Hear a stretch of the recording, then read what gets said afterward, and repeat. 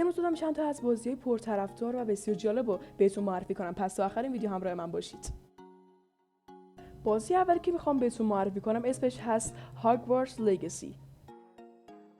این بازی خیلی جذابیت خاصی داشت برای من و مطمئنم که خیلی جذابیت خاصی هم داره برای هری پاتر فنا، چون این بازی شما رو میبره به دنیای هاگوارتس.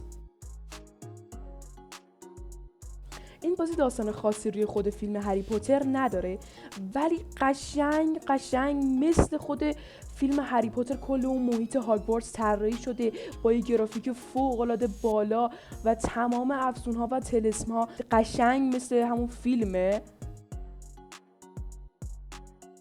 این بازی نسبت به نسخه‌های قبلی خیلی گرافیک و فیزیک بهتری داره و دقیقاً این دیتیلایی که الان دارین همینجا میبینید واقعاً داخل بازی هست و بسیار به نظر من خیلی چیز خفنیه. میریم سراغ بازی بعدی. بازی بعدی اسمش هست سایبرپانک.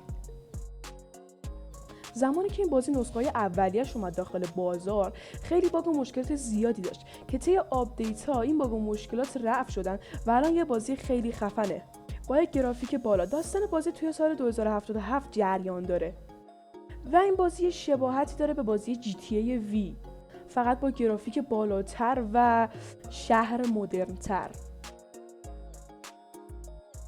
خب میریم سراغ بازی بعدی. بازی بعدی اسمش هست فالاوت 4.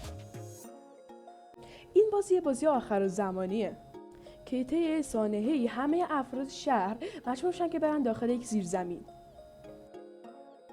ما رو میذارن توی کپسول و بعد 100 سال بلند میشیم و میبینیم دنیا نابود شده. ولی داخل هرج و مرج هنوز هم آدم و موجودهای ناشناخته‌ای وجود داره که ما باید برای بقا بجنگیم.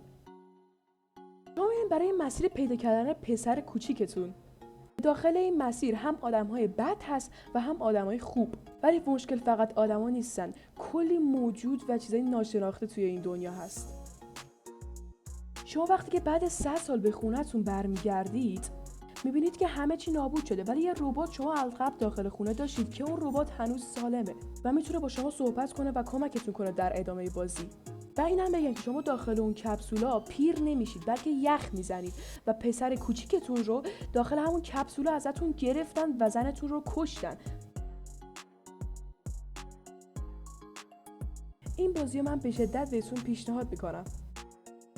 خب دوستان اینم بود از ویدیوی امروز. اگه بازی دیگه دوست دارید که براتون نقد و بررسی کنم به قول خودمون حتما بهم تو کامنت بگید. گودبای.